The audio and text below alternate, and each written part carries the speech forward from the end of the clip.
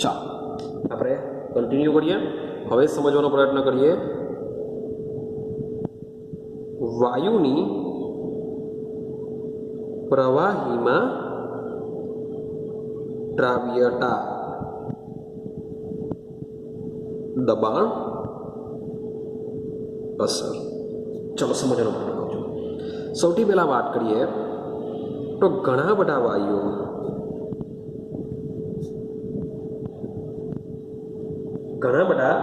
વાયુઓ પાણીમાં ઓગળે છે. હું એમ નથી કહેતો કે બધા જ વાયુઓ પાણીમાં ઓગળે છે, પરંતુ ઘણા બધા વાયુઓ પાણીમાં ઓગળે છે. કેટલાક વાયુઓ એવા પણ છે જે પાણીમાં ઓગળતા નથી, માટે હું એવું નહીં કહી શકું કે બધા જ વાયુઓ પાણીમાં ઓગળે છે, પણ મોટાભાગના વાયુઓ ઓગળે છે. ચાલો વાત કરીએ ઓક્સિજન. આ ઓક્સિજન પાણીમાં શું કરશે? ઓછો દ્રાવ્ય છે. દ્રાવ્ય તો છે પણ કેવો છે? ઓછો દ્રાવ્ય છે. ના જેટલો પણ પાણીમાં દ્રાવ્ય થશે એ દ્રાવ્ય ઓક્સિજન જળચર પ્રાણીઓ માટે ખૂબ જ ઉપયોગી છે. હવે સમજો, જ્યારે તાપમાન વધારીએ અથવા તો પૃથ્વીનું તાપમાન વધે ત્યારે આ જે દ્રાવ્ય ઓક્સિજન છે એ દ્રાવ્ય ઓક્સિજન તાપમાનને લીધે શું થશે? પાણીમાંથી ઓછો થાય તો આ જે જળચર પ્રાણીઓ છે એને શું થશે? જીવવામાં થોડી તકલીફ પડતી હોય છે. માટે આ જે જળચર પ્રાણીઓ છે પોતાનું જીવન ટકાવી રાખવા માટે મોટે ભાગે શું કરતા હોય છે? ઠંડા વિસ્તારમાં રહેવાનો વધારે પ્રયત્ન કરતા હોય છે. ક્લિયર? આપણે એ ટોપિક પર બહુ ડિસ્કશન નથી કરવાની, લોકો ક્યાં રહે છે.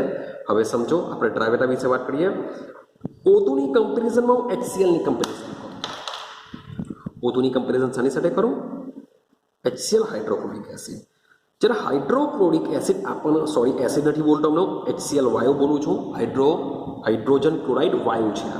તો હાઇડ્રોજન ક્લોરાઇડ વાયુને જ્યારે પાણીમાં નાખવામાં આવે છે ત્યારે એ ખૂબ જ વધુ દ્રાવ્ય થાય છે અને શું બનાવી દેશે?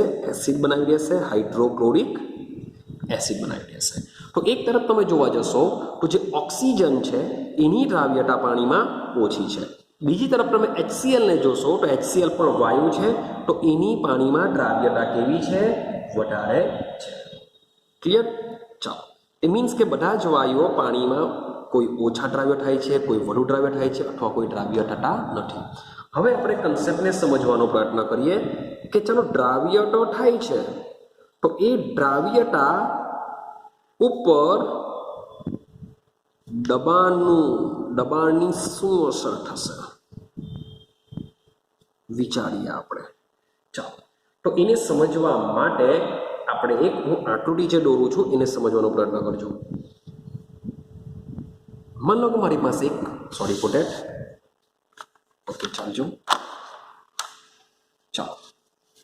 માની લો કે મારી પાસે એક બીકર છે. આકૃતિને બરાબર સમજવાનો પ્રયત્ન કરજો. આ એક બીકર છે. બીકરનો આ જે ભાગ છે, બીકરનો જે નીચેનો ભાગ છે, એ નીચેના ભાગમાં હું શું લેઉં છું? પ્રવાહી દ્રાવણમાં ઓગળેલો વાયુ. મીન્સ કે આ જે છે એ શું છે? દ્રાવણ છે. આ શું છે? દ્રાવણ છે. મીન્સ કે વાયુ પ્લસ પ્રવાહીનું મિશ્રણ આ દ્રાવણ છે. અને આ જે દ્રાવણની જે સપાટી છે એ સપાટીની ઉપર આ દ્રાવણમાં જે વાયુ ઓગળેલો છે એ જ વાયુ તમને અહીં ઉપર પણ જોવા મળતો હોય છે. આટલું ક્લિયર થયું? આ શું છે? મેં દ્રાવણ બનાવેલું છે, વાયુ વત્તા પ્રવાહીનું મિશ્રણ છે. અહીં જે વાયુ છે એ જ વાયુ ક્યાં છે? તમને ઉપર પણ જોવા મળશે. હવે આ જે બીકરની ઉપરની જે સપાટી છે એ સપાટી પર મેં શું કરેલો છે? એક પિસ્ટન મૂક્યો છે, અને આપણે પિસ્ટનથી ઓળખીશું. આ શું છે? એક પિસ્ટન છે. મીન્સ કે મૂવ કરી શકે છે ઉપર અથવા નીચે. એક પિસ્ટન છે. ક્લિયર? તો શરૂઆતમાં આ પિસ્ટનની ઉપર હું એક વેટ મૂકું છું. એ વેટ માની લઉં કે W1 ગ્રામ છે. ચલો ક્લિયર થયું? તો પહેલાં આકૃતિને બરાબર સમજવાનો પ્રયત્ન કરો કે મેં જે આકૃતિ દોરેલી છે એ આકૃતિમાં પ્રવાહી દ્રાવકમાં વાયુના દ્રાવણ માટેની છે. ચાલો હવે જે નીચેનો ભાગ છે એ શું છે? દ્રાવણ છે. એનો મતલબ શું થાય કે નીચેના ભાગમાં એક મિનિટ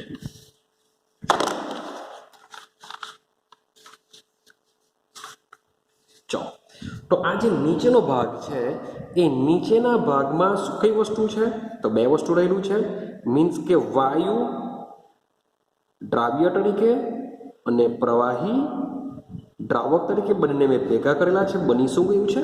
દ્રાવણ બની ગયું છે. મીન્સ કે નીચેનો જે ભાગ છે એ દ્રાવણ ધરાવે છે.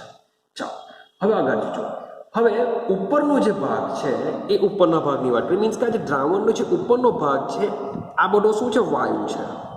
આ કયો વાયુ હશે?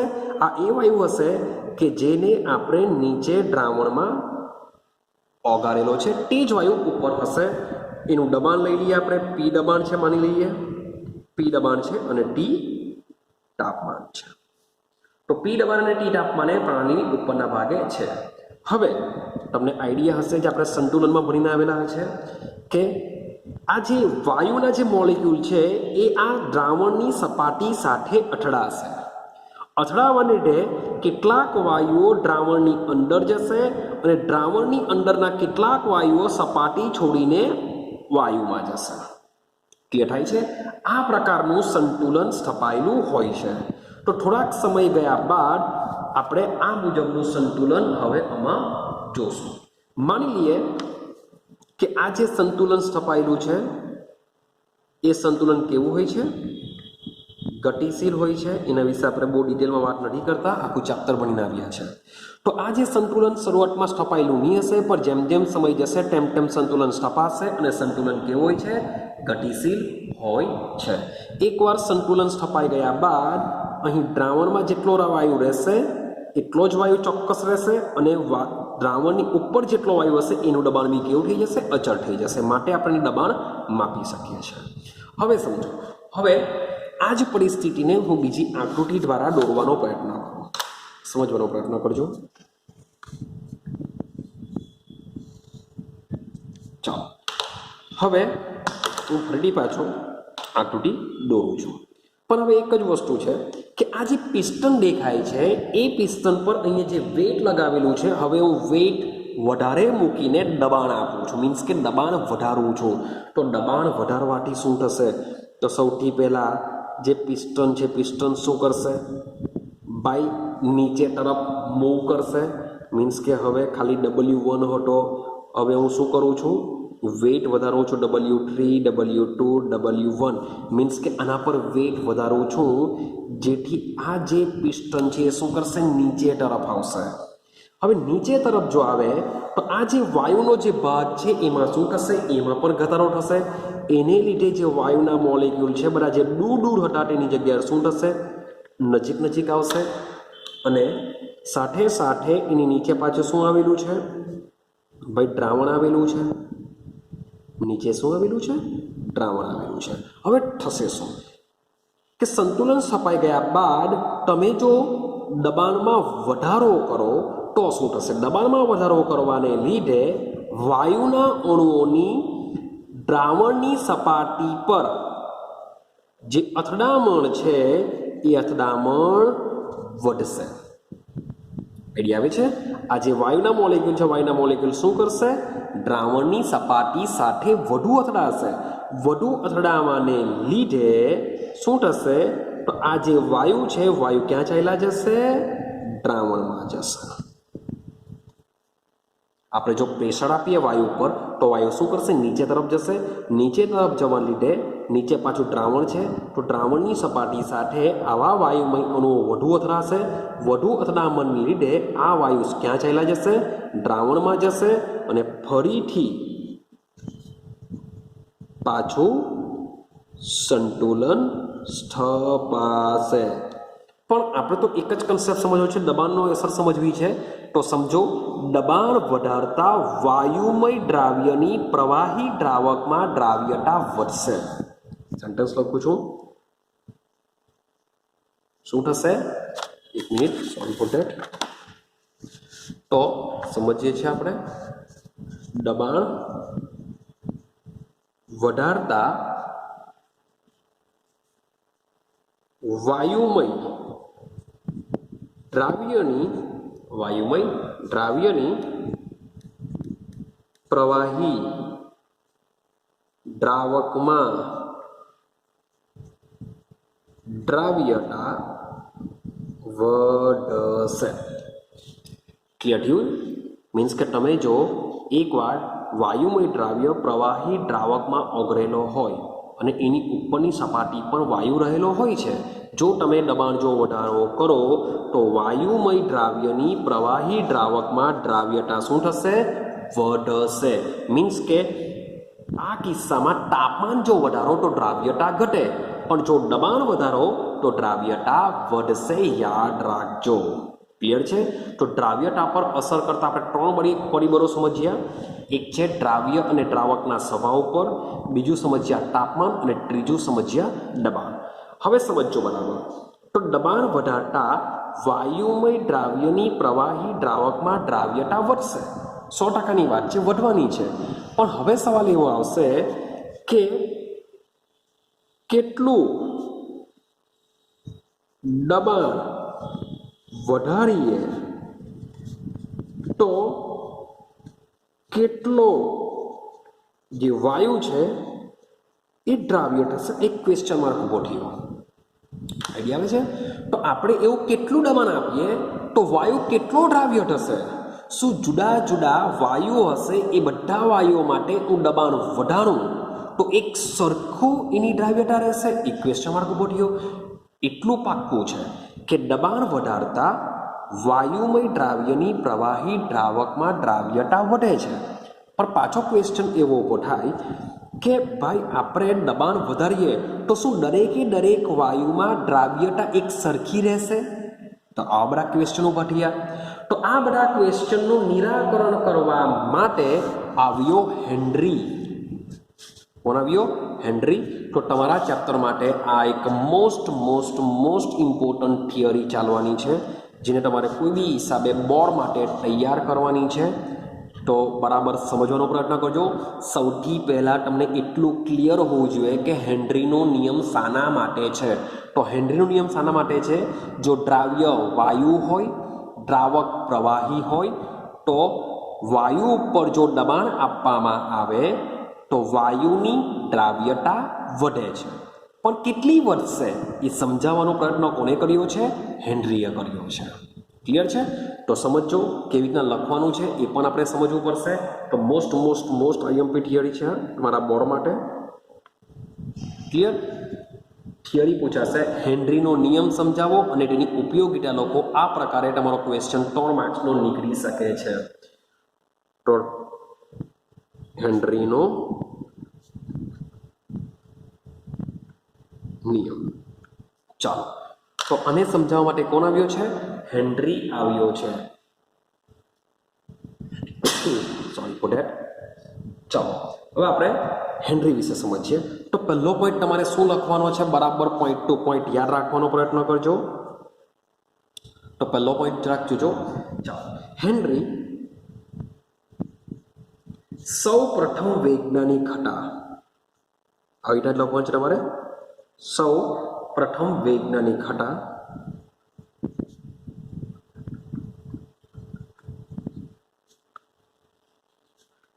જેમણે હેનરી સૌપ્રથમ વૈજ્ઞાનિક હતા જેમણે દબાણ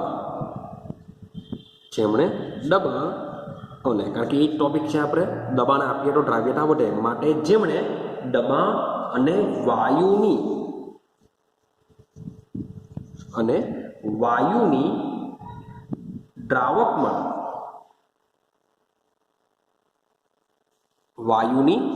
દ્રાવકમાં દ્રાવ્યતા વચ્ચેનો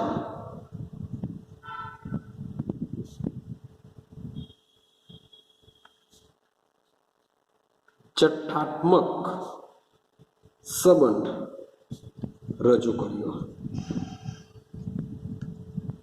ક્લિયર થયું? આ તમારું પહેલું સેન્ટેન્સ હોવું જોઈએ કે હેનરી સૌપ્રથમ વૈજ્ઞાનિક હતા કે જેમણે દબાણ અને વાયુની દ્રાવકમાં દ્રાવ્યતા વચ્ચેનો જથ્થાત્મક સંબંધ રજૂ કર્યો. ક્લિયર છે? ચાલો અગાડી બીજું સેન્ટેન્સ તમારે શું લખવાનું છે એને આપણે સમજીએ. રજૂ કર્યો જેને હેનરીનો નિયમ કહે છે. તો ખરેખર હેનરીનો નિયમ તો હજુ આવશે, પણ તે છતાં આપણે લખી દઈશું કે હેનરીનો નિયમ મીન્સ કે કોની વચ્ચે છે? તો વાયુનું દબાણ અને વાયુની દ્રાવકમાં દ્રાવ્યતા વચ્ચેનો જથ્થાત્મક સંબંધ છે, જેને આપણે શું કહેશું? હેનરીનો નિયમ કહીએ છીએ. ક્લિયર છે? ચાલો હવે આગળ જો બીજો પોઈન્ટ, આ નિયમ મુજબ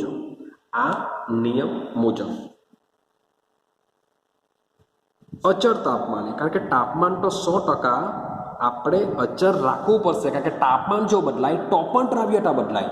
અને આપણે સંબંધ શાના વિશે સમજવાનો છે? દબાણ અને દ્રાવ્યતા વિશે. માટે તાપમાન આપણે શું રાખીશું? અચળ રાખીશું. માટે એ પહેલું બીજા સેન્ટેન્સમાં લખીશું આ નિયમ મુજબ અચળ તાપમાને. ચાલો આ નિયમ મુજબ અચળ તાપમાને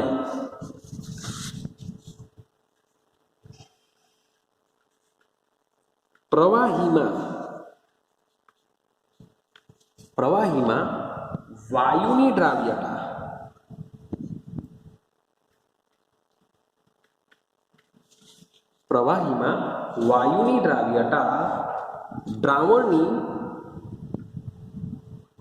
દ્રાવણની સપાટી પર રહેલા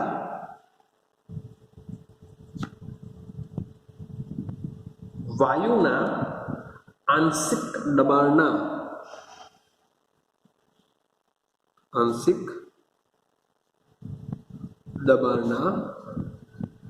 સમપ્રમાણમાં હોય છે. આ એનો નિયમ છે. હવે આ નિયમને જરાક સમજીએ. ચાલો આ નિયમ મુજબ અચળ તાપમાને માની લો કે મારી પાસે એક બીકર છે. મારી પાસે શું છે? Sorry for that. મારી પાસે માની લો કે એક બીકર છે. આ બીકરની અંદર મેં સૌથી પહેલાં મેં લઈ લીધો દ્રાવક. સૌથી પહેલાં મેં શું લીધો? માત્ર દ્રાવક લીધેલો છે. આ બધું દ્રાવક છે. માની લો કે પાણી છે. મેં દ્રાવ્ય હજુ એડ કર્યો નથી. ચાલો તો આ જે દ્રાવક છે મીન્સ કે આખા પ્રયોગ દરમિયાન તાપમાન તો શું કરા? અચળ રાખા. તાપમાન બદલાવવું જોઈએ નહીં, કારણ કે નિયમ જ છે અચળ તાપમાને. ચાલો પ્રવાહીમાં વાયુની દ્રાવ્યતા. હવે હું શું કરું છું? હું એક વાયુ દ્રાવ્ય કરું છું. આ વાયુ માની લો કે CO2 લઈ લો, કાર્બન ડાયોક્સાઇડ. તો CO2 શું કરશે? આમાં દ્રાવ્ય થશે. દ્રાવ્ય થઈને આ શું બની જશે? પ્રવાહી દ્રાવણ બની જશે. ક્લિયર છે? હવે જ્યારે તમે વાયુને પ્રવાહી દ્રાવકમાં દ્રાવ્ય કરો છો ત્યારે કેટલોક વાયુ શું કરશે? દ્રાવણની સપાટી ઉપર બી તમને રહેલો જોવા મળશે. ક્લિયર છે? આ પ્રકારની સ્થિતિ હોય છે. હવે કેવા શું માગે છે નિયમ? તો જેટલો વાયુ દ્રાવ્ય થયેલો છે એ દ્રાવ્યતા દ્રાવણની સપાટી પર મીન્સ કે દ્રાવણની સપાટી પર પણ શું રહેલો હોય છે? CO2 રહેલો હોય છે. અંદર પર શું હોય છે? CO2 હોય છે. તો આ જે વાયુ છે, વાયુની દ્રાવ્યતા દ્રાવણની સપાટી પર રહેલા વાયુના આંશિક દબાણને આધાર રાખે છે. મીન્સ કે આનું તમે દબાણ વધારો તો દ્રાવ્યતા વધશે. CO2 પર દબાણ જો આપો, શબ્દ સમજો, બોલું છું, CO2 પર જો તમે દબાણ આપશો તો શું થશે? દ્રાવ્યતા વધશે.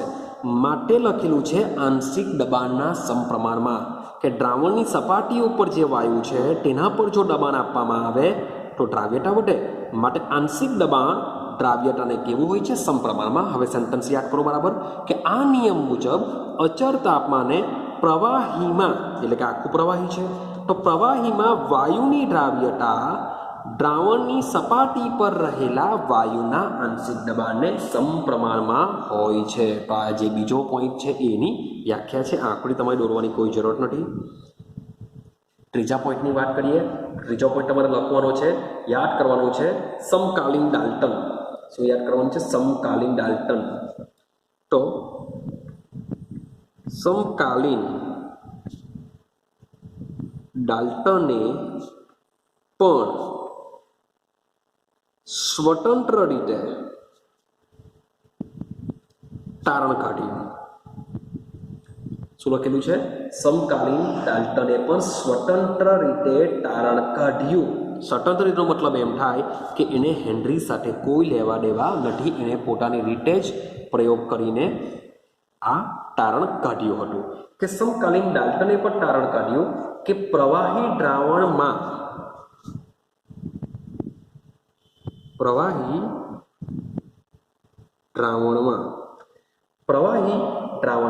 વાયુની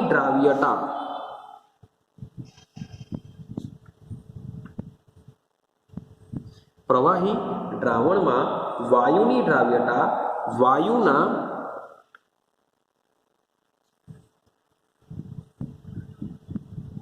આંશિક દબાણનો અવયવ છે.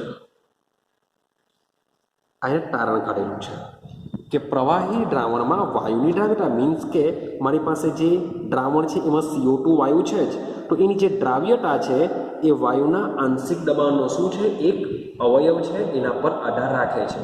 જો હવે સમજો, જો આપણે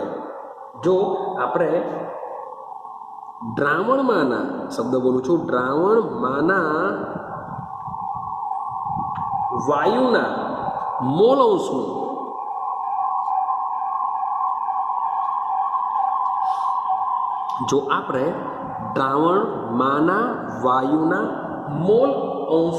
ઉપયોગ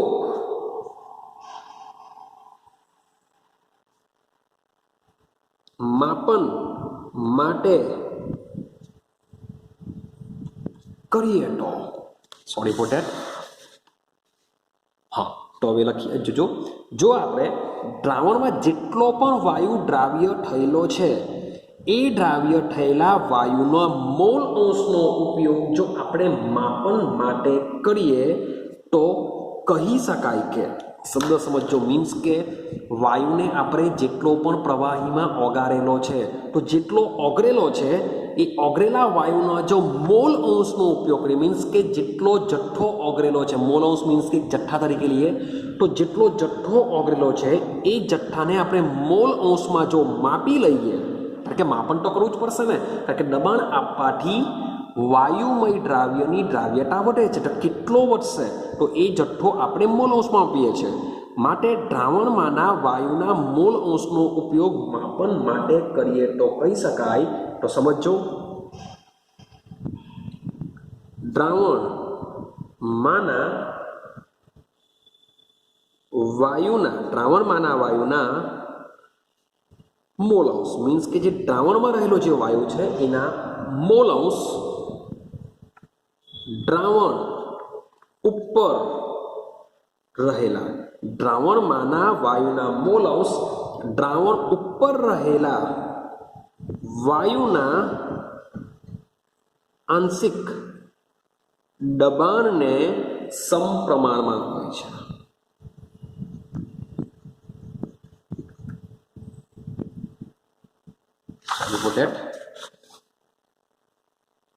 આ ઇમ્પોર્ટન્ટ લાઈન છે. તો દ્રાવણમાં રહેલા વાયુના મોલ અંશ દ્રાવણની ઉપર રહેલા વાયુના આંશિક દબાણને સમપ્રમાણમાં હોય છે. આ જે મોલ અંશ હોય છે એ પણ વાયુના હોય છે, આ જે આંશિક દબાણ હોય છે એ પણ શાનું હોય છે? વાયુનું હોય છે. મીન્સ કે દ્રાવણની અંદર જે વાયુ હોય છે તેના મોલ અંશ ગણવા પડશે, દ્રાવણની જે ઉપર રહેલો જે વાયુ છે એનું આંશિક દબાણ ગણવું પડશે. એ બંને કેવા હોય છે? એકબીજાને સમપ્રમાણમાં હોય છે. મીન્સ કે આંશિક દબાણ જો વધારવામાં આવે તો દ્રાવણમાં રહેલા વાયુના મોલ અંશ વધશે. જો આંશિક દબાણ ઘટાડવામાં આવે તો દ્રાવણમાં રહેલા વાયુના મોલ અંશ પણ ઘટશે. ક્લિયર થાય છે? ચાલો, જો ગાણિતીય સમીકરણની વાત કરીએ, આપણે હેનરીના નિયમને ગાણિતીય સ્વરૂપે દર્શાવવાનો જો પ્રયત્ન કરીએ તો જો મોલ અંશને x વડે દર્શાવીએ, મૂળ અંશને આપણે શું દર્શાવીએ છીએ? x વડે દર્શાવીએ છીએ તથા આંશિક દબાણને જો p વડે દર્શાવવામાં આવે તો સૂત્ર શું બનશે? તો જરાક જોજો, ચાલો સમજો. તો મૂળ અંશને આપણે x વડે દર્શાવીએ, દબાણને આપણે p વડે દર્શાવીએ, માટે હેનરીના નિયમ મુજબ ચાલો એકબીજાને સમપ્રમાણમાં છે આંશિક દબાણ અને મૂળ અંશ, માટે p ચલે છે x, જેને હેનરીનું ગાણિતીય સમીકરણ કહેવામાં આવે છે. આ ચલને હું કાઢી નાખા માટે મૂકવું પડશે p ઇઝ ઇક્વલ ટુ કે h ઇન્ટુ x. હવે સોરી ફોર ડેટ, એક મિસ્ટેક મારી કહેવાય. જો તમે અહીંયા સ્મોલ h લખશો ને, સ્મોલ h એ એકચ્યુઅલી સંતુલન ચેપ્ટરમાં આપણે જે હાઇડ્રોલિસિસ મીન્સ કે જળ વિભાજન અચળાંકની વાત કરીએ છીએ, તો આ એક જળ વિભાજન અચળાંક બની જશે. માટે અહીંયા સ્મોલ એચની જગ્યાએ આપણે શું કરીશું? કેપિટલ એચ લખીશું. તો કેપિટલ એચ જ્યારે લખવામાં આવે ત્યારે આ કે એચ બની જશે હેનરીનો અચળાંક કહેવાશે. યાદ રાખજો, જ્યાં જો તમે સ્મોલ કે એચ લખો તો આને કહેવાશે જળ વિભાજન અચળાંક, જે આપણે યાદ રાખીશું. માટે જ્યારે પણ આપણે હેનરીના નિયમનો ઉપયોગ કરીએ ત્યારે યાદ રાખવાનું છે, એ કેપિટલ એચ જ આવશે. સ્મોલ એચ મીન્સ કે જળ વિભાજન અચળાંક, કેપિટલ એચ મીન્સ કે હેનરીનો અચળાંક આવશે. ક્લિયર છે? ચાલો હવે આ બેની વાત કરીએ. આ તો અચળાંક છે.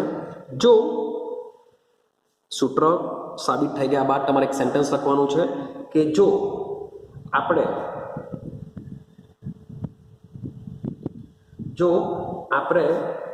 વાયુના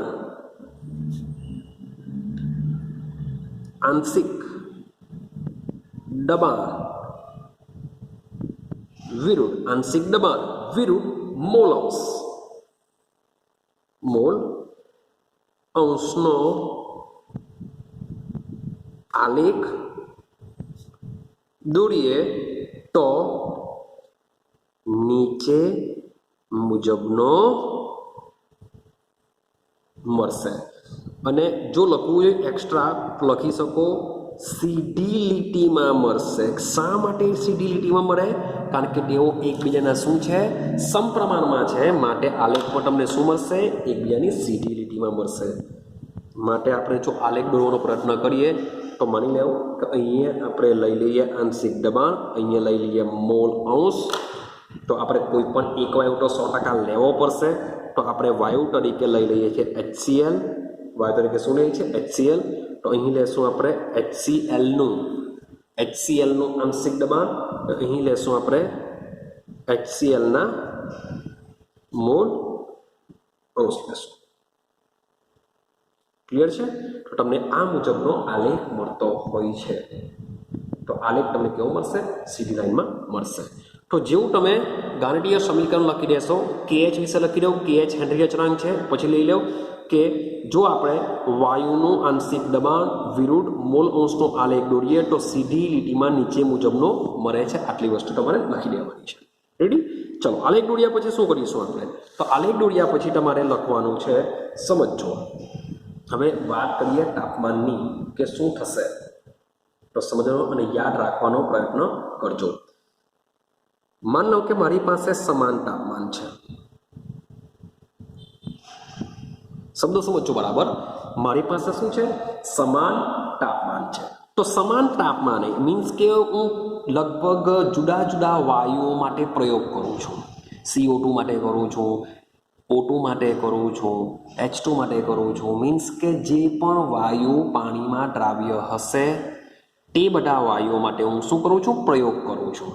તો એ બધા પ્રયોગની અંદર તાપમાન કેવું રાખું છું? એક સરખું. બધા જ પ્રયોગમાં એક સરખું તાપમાન રાખા માટે સમાન તાપમાને.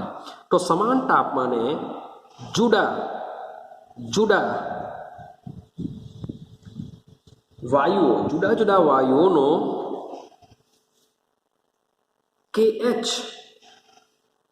મૂલ્ય, સમાન તાપમાને જુદા જુદા વાયુઓના KH મૂલ્યો જુદા જુદા હોય છે, દિમાગમાં ફિટ કરજો. તો જુદા જુદા વાયુઓ માટે કેએચના મૂલ્ય કેવા હોય છે? જુદા જુદા હોય છે. તો પાછો બીજું 2-3 મિનિટનો જ મીન્સ કે થોડોક સેન્ટન્સ બાકી છે, એના માટે હું નવો એક વિડીયો બનાવું છું.